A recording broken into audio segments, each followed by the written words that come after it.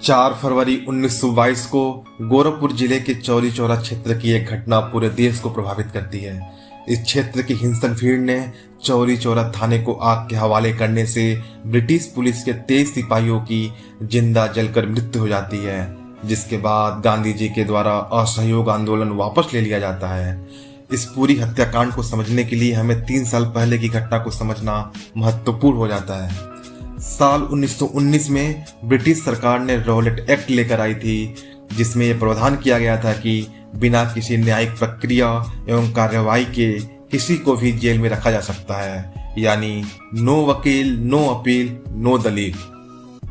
इसी एक्ट के विरोध में 13 अप्रैल 1919 को बैसाखी के दिन जलियांवाला बाग हत्याकांड हो जाता है और जनरल डायर के नेतृत्व में सैनिक टुकड़ियों ने सैकड़ों भारतीयों की गोली मारकर हत्या कर देती है, जिसके बाद पूरे देश में व्यापक रोष पैदा होता है। गांधी जी एवं कांग्रेस कमेटी को अंग्रेजों के विरुद्ध जंग छेड़ने का अनुकूल समय मिल जाता है और 1 अगस्त 1920 को अंग्रेजों के विरुद्ध असहयोग आंदोलन प्रारंभ किया जाता है।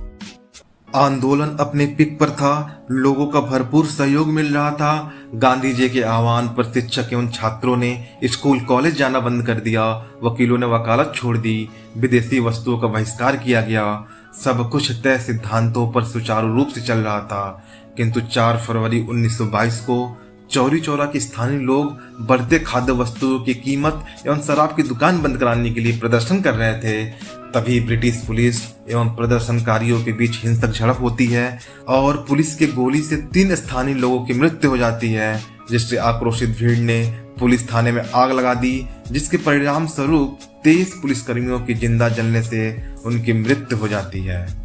जिसके बाद सैकड़ों आंदोलनकारियों पर केस दर्ज कर गोरखपुर जिला कोर्ट में मुकदमा चलाया गया, जिसमें 172 लोगों को फांसी की सजा सुनाई गई तथा 2 लोगों को 2-2 साल की सजा सुनाई गई।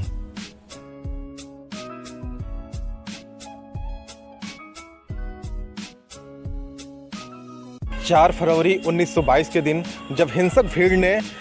चौरी चौरा पुलिस स्टेशन को आग के हवाले कर दिया, तो जिसके परिणाम स्वरूप 23 पुलिसकर्मी, ब्रिटिश पुलिसकर्मी आग के हवाले आ गए और उनकी मृत्यु हो गई। जिसके परिणाम स्वरूप ब्रिटिश सरकार ने उनके सम्मान में यहाँ पर स्मारक का निर्माण किया। जो हिंदू पुलिसकर्मी थे उनके लिए एक चौखट का निर्माण किया गया है और जो मुस्लिम पुलिसकर्मी थे उनके लिए एक छोटे छोटे कब्रिस्तान का, एक मजार का भी निर्माण किया गया है।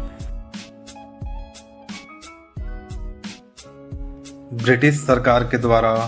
ब्रिटिश पुलिसकर्मियों की याद में बना स्मारक आज भी चौरी चौरा थाने के जस्ट पीछे उपलब्ध है और उस स्मारक पे उन सभी पुलिसकर्मियों के नाम अंकित हैं, जैसे constable Rambali Pandey, constable Mangru Chaubey, sub inspector Gupteshwar Singh और अन्य सभी पुलिसकर्मियों के नाम एक लाइन से अंकित किए गए हैं। फिर जब निजाम बदला, सरकार बदली,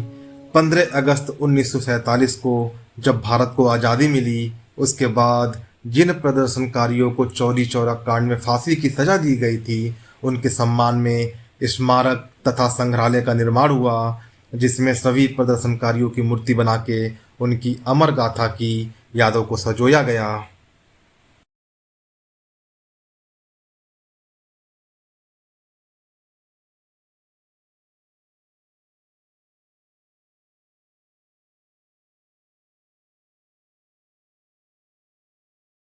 यहाँ पे भारत रत्न महामना पंडित मालवीय जी का मूर्ति भी लगी हुई है।